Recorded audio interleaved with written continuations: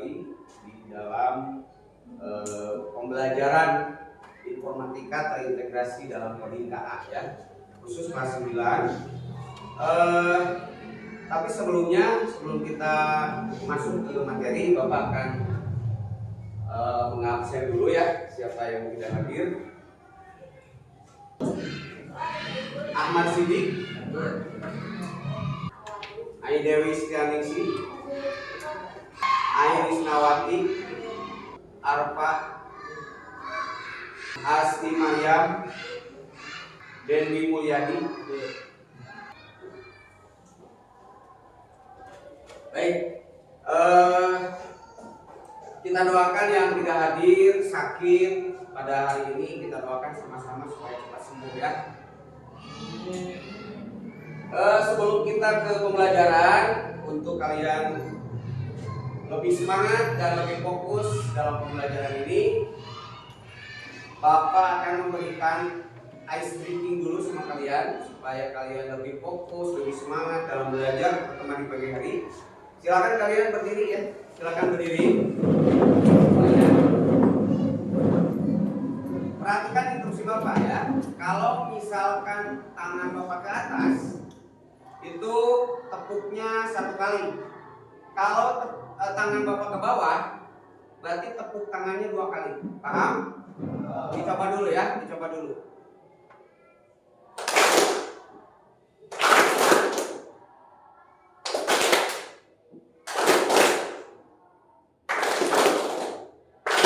Oke, udah cukup lah ya. Baik, alhamdulillah kalian fokus kalian dan kesemangatan kalian sudah Bapak cek ya. Masih semangat ya? Masih semangat belajarnya? Sebelum ke pembelajaran media sosial dan etika kecerdasan artifisial ya. Mata pelajaran ini adalah mata pelajaran informatika yang terintegrasi ke dalam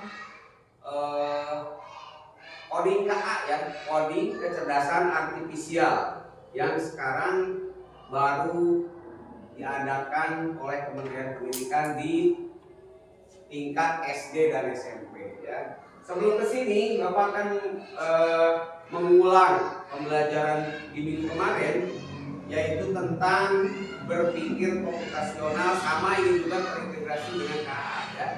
Di mana berpikir komputasional ini adalah sangat diperlukan oleh kita dalam kehidupan sehari-hari ya. Masih ingat ada 4 poin di dalam berpikir komputasional, apa saja coba? 3 abstrak, algoritma. Ada yang sanggup apa itu arti dekomposisi? Acungkan tangannya silakan. Apa? Memecahkan masalah dari masalah besar ke kecil ya. Terus yang terakhir, coba algoritma apa? Siapa yang mau mengartikan apa itu algoritma? Acungkan tangan. Algoritma ya, langkah-langkah dalam menyelesaikan masalah. Alhamdulillah ya, itu adalah pembelajaran yang sudah kita lakukan di minggu kemarin, lengkap dengan latihan-latihannya. Baik, setelah kita mengingat kembali pembelajaran yang lain ya, kita akan mencoba mempelajari tentang media sosial dan etika kecerdasan artifisial ya. Ini terintegrasi dengan informatika bab 3 ya.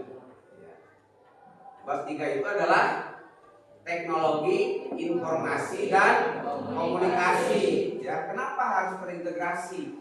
Kalian harus tahu, di zaman sekarang itu, di zaman era digital, kehidupan kalian itu tidak jauh dengan apa yang dinamakan media sosial ya.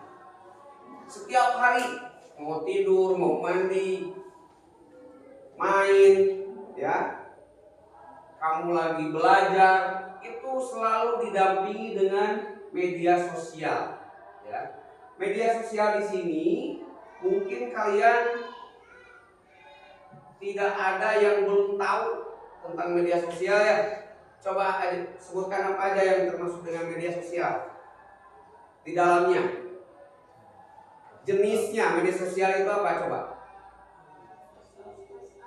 WhatsApp, Facebook, Twitter, Instagram, YouTube, dan lain. Ya.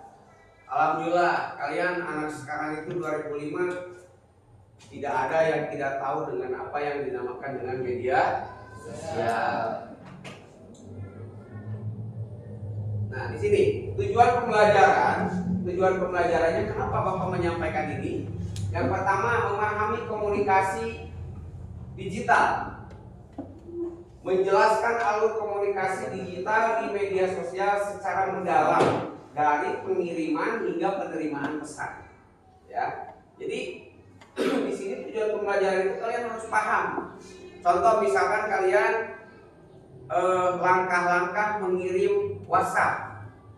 Ya. Pertama, apa aja coba? Membuka aplikasi. Yang kedua, pilih nomor yang akan dikirim pesan. Yang ketiga, tulis pesan. Yang keempat, kirim pesan. Nah, itu adalah salah satu bentuk daripada coding, ya.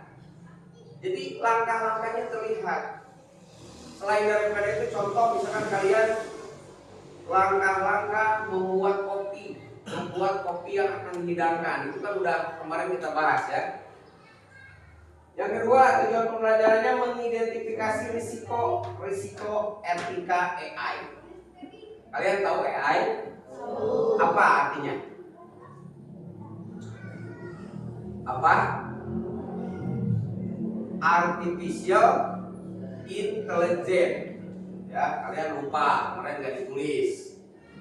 AI itu adalah Artificial Intelligence, asisten dalam kehidupan sehari-hari. Salah satu teknologi yang dibuat untuk asisten. Jadi dia itu bukan pintar sebetulnya, tapi kita yang pintar, yang memberikan ilmu kepada AI tersebut. Terus di sini mengidentifikasi dan menganalisis berbagai risiko etika yang muncul dari penggunaan AI di media sosial, termasuk deepfake dan filter bubble. Deepfake itu apa? Kalian tahu? Deepfake itu gambar yang menyerupai kamu tapi bukan kamu. Pernah lihat? Nah, ya, tiba-tiba di media sosial kamu ada nama misalkan rival misalkan ya, sedang menjelekkan orang lain. Ya. Nah, kalian harus paham apakah itu informasi yang benar atau hanya hoax saja. Ya, itu sudah tidak ada lagi zaman sekarang, banyak ya. Misalkan sekarang itu banyak di media sosial menjelekkan orang lain. Ya. Jadi kalian harus paham dan harus jeli dengan yang disebut dengan etikanya. Terus yang ketiga, merancang kode etik. Terang kode etik. Kode etik belajar. Kode etik sholat. Kira-kira kode etik sholat apa? Pada saat kalian melakukan ibadah sholat, ada kode etiknya nggak? Kira-kira apa? Pakaian harus bersih, tempat kode etik misalkan membuat status WA, membuat status Facebook, kira-kira apa? Tidak menjelekkan orang lain, ya. Tidak mengirim atau mempublikasi kelemahan orang lain. Ya, misalkan tiba-tiba kamu ada yang lagi mandi, terus kamu video, terus kamu sebarkan di media sosial itu melanggar kode etik namanya. Ya. Jadi kode etik di sini adalah aturan dalam sebuah kegiatan. Ya. Nah, di sini membuat kode etik sederhana untuk bermedia sosial secara etis dan bertanggung jawab sebagai panduan praktis bagi pengguna. Pak, ternyata etika media sosial itu tidak mudah ya, atau tidak segampang yang kita pikirkan. Karena apa? Media sosial itu bisa menguntungkan orang lain, bisa merugikan orang lain. Bagi diri kita sendiri juga sama. Ada yang untung, ada yang rugi. Kalau untung kita meraih ilmu, meraih pengalaman dari media sosial. Ruginya pada saat kita memberikan informasi orang lain ke publik yang tidak jelas. Kira-kira ruginya apa? Kena undang-undang ITE. Kita terjerat hukum kalau kita melanggar kode etik. Ya. Baik, selanjutnya di sini capaian pembelajarannya prinsip komunikasi digital, memahami dasar-dasar komunikasi digital dan perannya dalam ekosistem media sosial. Ya, capaiannya. Yang kedua, risiko AI, mengidentifikasi risiko AI seperti deepfake, hook, filter bubble, dan isu privasi data. Sekarang lagi ramai-ramainya di media sosial, benar nggak? Ya, jadi kalian jangan terpengaruh. Ya, sekarang lagi ramai-ramainya memecah belah bangsa kita. Ya. Terus solusi kode etik, mampu menyusun solusi konkret berupa kode etik untuk penggunaan media sosial yang bertanggung jawab. Jadi kenapa harus kalian mempelajari tentang bab ini? Di antaranya capaiannya seperti ini. Yang pertama adalah prinsip komunikasi digital, risiko AI, solusi kode etik. Ya. Persepsi ya, pengalaman hook dan AI. Siapa di sini yang pernah melihat hook atau video editan AI di media sosial? Ya, kira-kira ada nggak? Banyak sekarang kalian lihat di Facebook, misalkan tiba-tiba bapak naik helikopter, ya di sekolah misalkan di sini, terus kamu berteriak di bawah, padahal enggak. Nah, itu adalah produk daripada AI, produk daripada teknologi AI. Ya. Nah, siapa di sini yang pernah melihat sudah semuanya? Ya, dari pertama mengenal dengan internet, mengenal dengan media sosial itu banyak tuh. Sekarang dia mah hoax, ya. Nah, di sini mari kita diskusikan singkat pengalaman Anda. Bagaimana peran Anda saat menemukan konten tersebut dan apa yang Anda lakukan?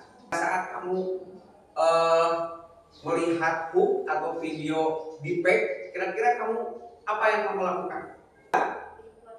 Report. Artinya supaya orang lain mengerti.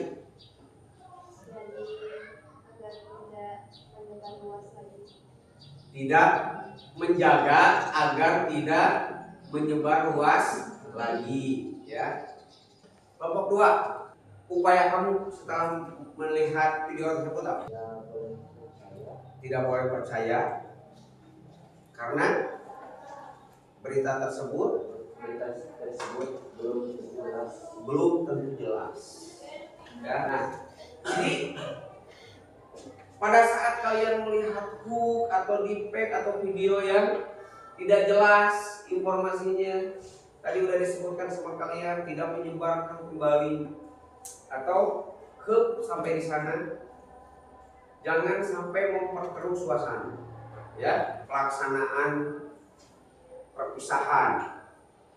Bapak tidak menyebarkan informasi bahwa harus bayar 500.000 per siswa, tiba-tiba ada, kan? Itu adalah hook namanya. Ya.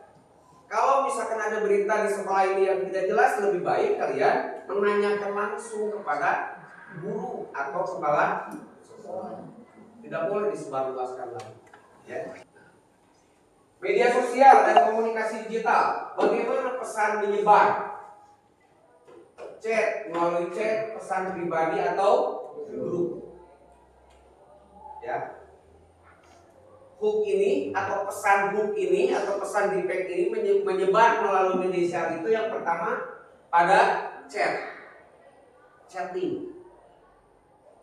Terus posting, unggahan di lini masa. Yang ketiga share, saling share. Bapak dikirim ke Dedi, Bu Dedi tes sampai ke Bapak terus.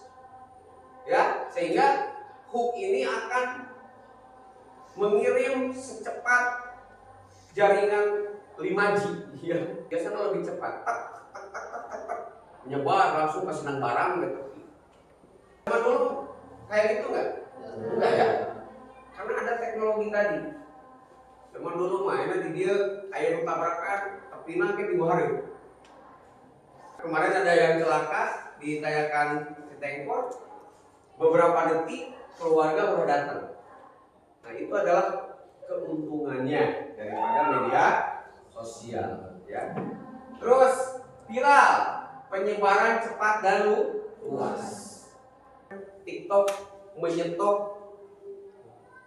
fitur live oleh Kementerian Teknologi.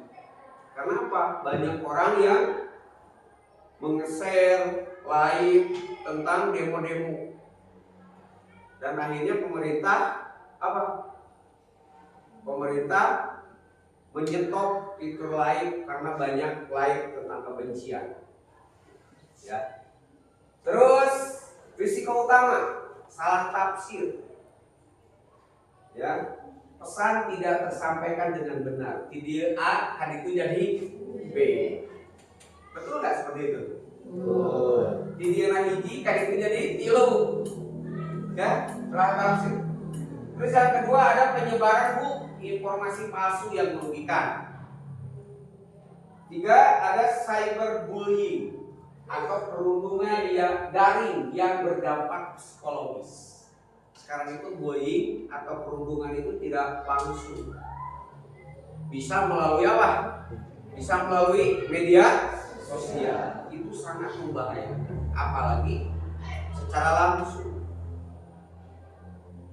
Ngabuli orang.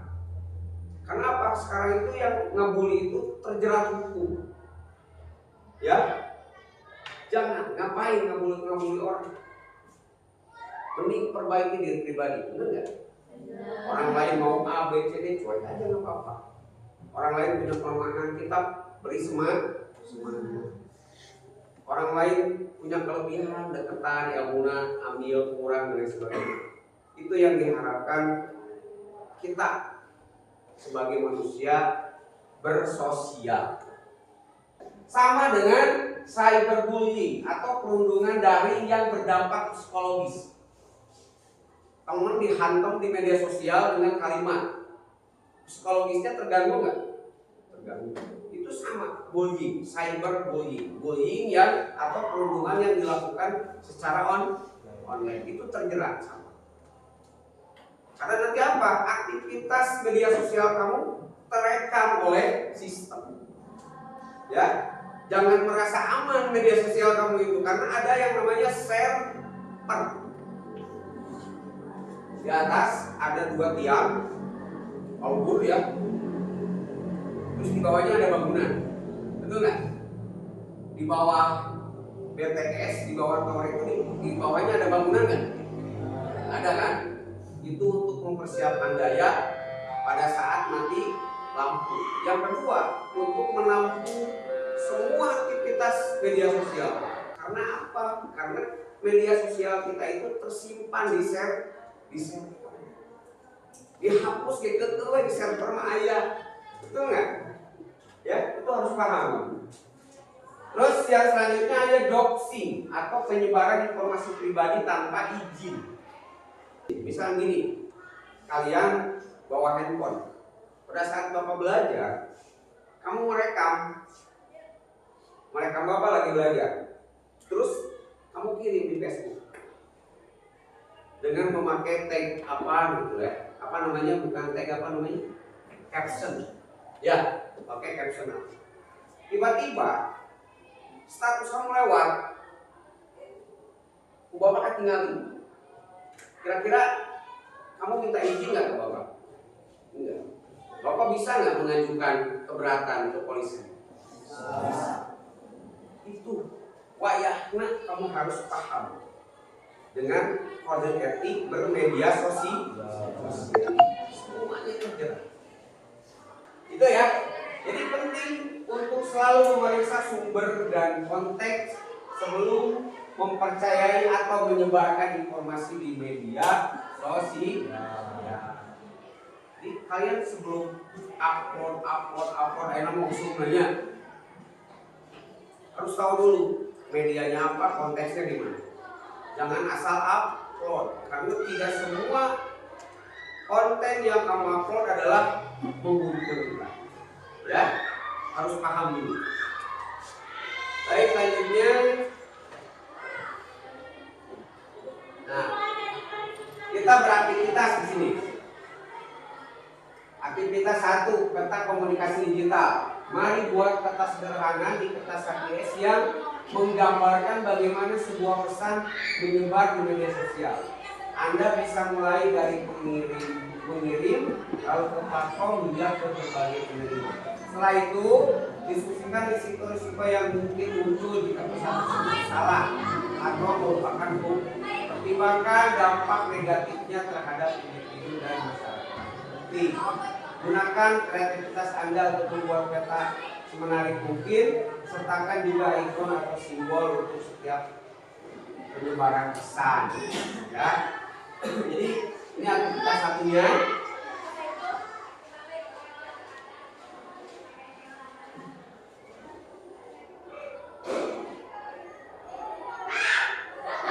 Nah, ini aktivitas 1, yaitu peta komunikasi digital. Kalau misalkan kita mengambil pesan, ya, Bapak coba bagi kelompok ya.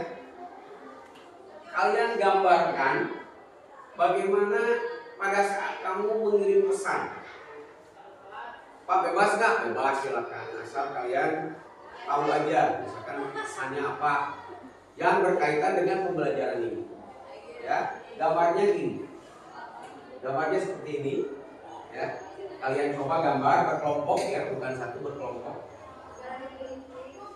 Peta sederhana di kertas HPS yang menggambarkan bagaimana sebuah pesan menyebar di media sosial. Kamu gambarkan. Ya, gambar pesan, misalkan kamu bikin amplop. Paham ya? Kelas 9 lah, tahu ya. Bapak bagi kelompok 1, 2, 3, 4, 5 aja. Ya. Ini kelompok 1, kelompok 2, silakan. Ini kelompok 3, ini kelompok 4, 5, kelompok 6. 6 orang. Kalian kerjakan, kalian gambar seindah mungkin. Ya. Waktunya 5 menit. Silakan ya, jangan banyak ngobrol. Komunikasi di sini bagaimana pesan menyebar di media sosial. Kalian gambarkan. Anda bisa mulai dari pengirim lalu ke platform hingga ke berbagai penerima. Platformnya misalkan mau WA, mau apa? Platformnya mau Facebook, Messenger, mau Twitter, ya boleh. Cari yang termudah aja. Yang penting kamu gambarkan dari si pengirim ke platform lalu menyebar ke orang-orang.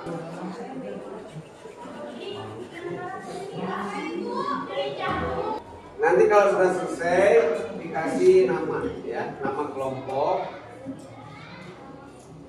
Di belakangnya udah kelompok ini. Kamu udah belum? Udah. Sok maju sini depan. Tepuk tangan untuk kelompok 2. Perwakilan kelompok 2 ya. Silakan.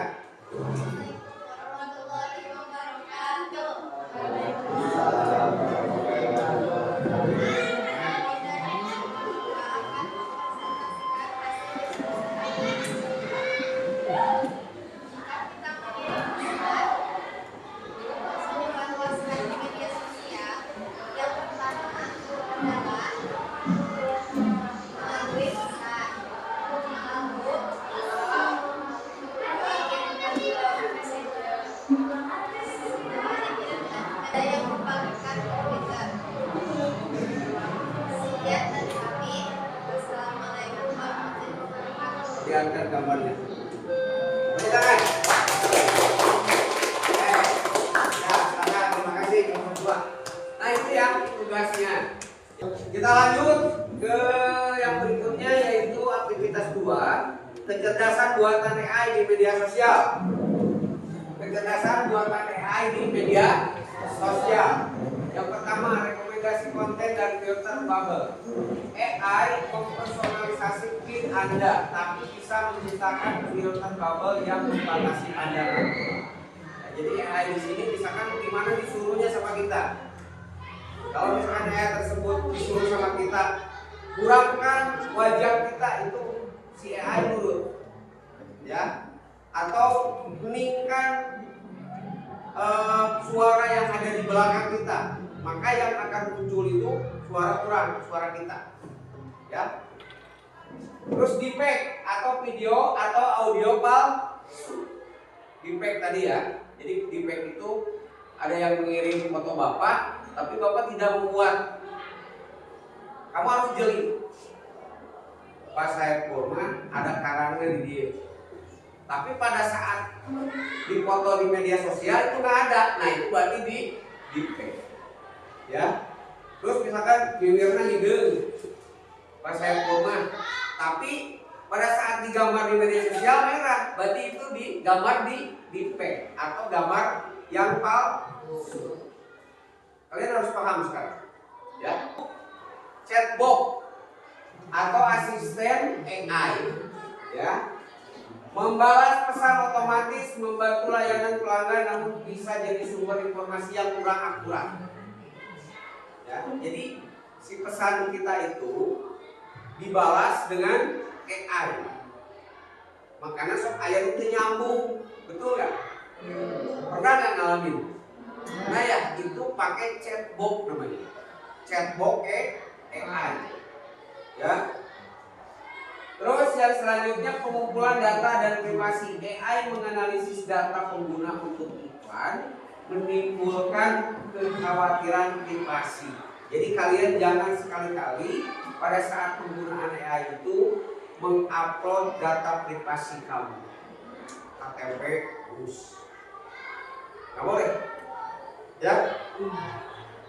Data privasi. Taulah ya, nggak usah dijelasin. Data privasi, jangan sekali-kali kamu mengupload atau memakai dalam penggunaan AI. Ya, paham? Paham ya?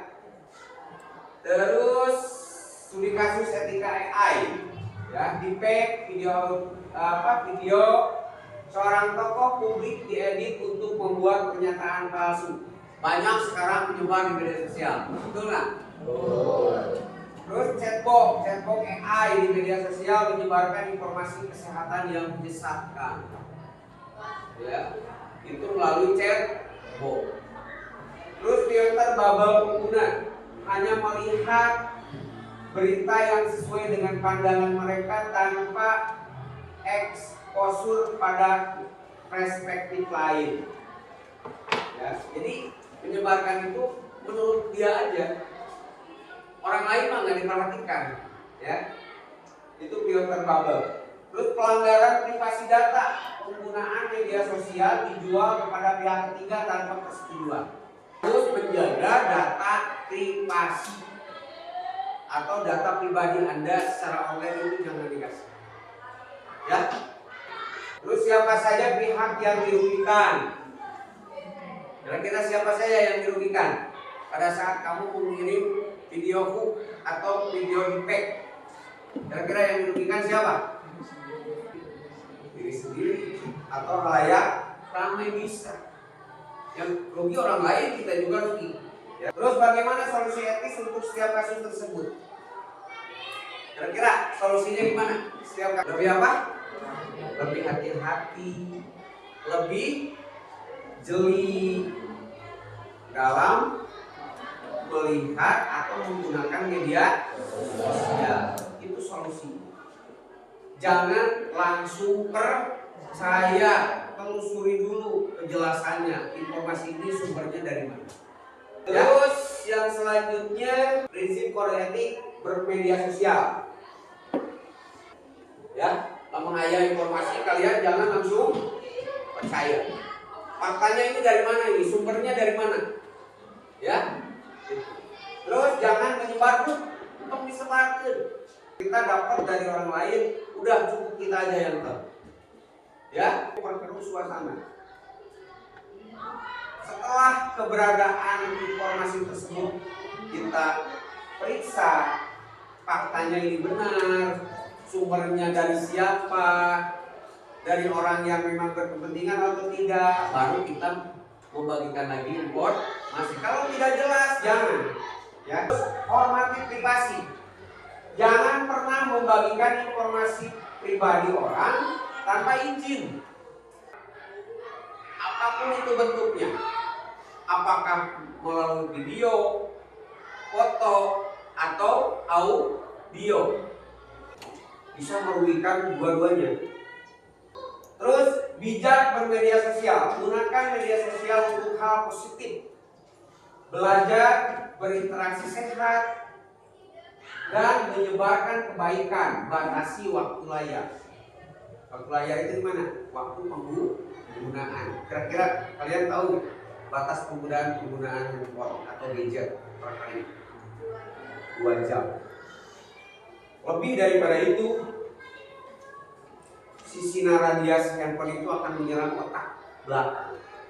Ya. Apalagi kamu sering melihat handphone di keadaan ruangan yang gelap, itu lebih cepat otak kamu akan mulai. Terus yang selanjutnya membuat kode etik kelas. Sama-sama mari kita susun 5-7 aturan sederhana untuk kode etik bermedia sosial di kelas. Kode etik Anda dengan gambar atau simbol yang relevan agar mudah diingat dan menarik. Setelah selesai, tempelkan hasilnya di dinding kelas agar selalu menjadi pengingat. Berhubung di sekolah kita dan tidak hanya di sekolah kita aja, khususnya di Provinsi Jawa Barat, itu karena ada instruksi dari Pak Gubernur mengenai tidak boleh menggunakan handphone dan motor di sekolah. Jadi tidak ada ya berkode etik media sosial di kelas, itu nggak ada kan di kita, karena handphonenya juga dilarang. Ya, silakan kalian buat kode etik bermedia sosial di lingkungan masyarakat, karena kalian sudah tahu, sudah dikasih tahu ilmunya. Ya, saya Bapak yakin kalian bisa membuat kode etik di kelas kalau handphonenya diperbolehkan. Karena sekarang kan kita nggak bisa ya, nggak menggunakan handphone, jadi nggak usah. Jadi kalian bikin aja kode etik di lingkungan kamu sendiri. Nah, dari semua yang Bapak bahas barusan dan KPD-nya udah kalian kerjakan, ada pertanyaan nggak? Paham tidak dengan apa yang Bapak sampaikan dari awal sampai akhir? Paham nggak? Paham ya.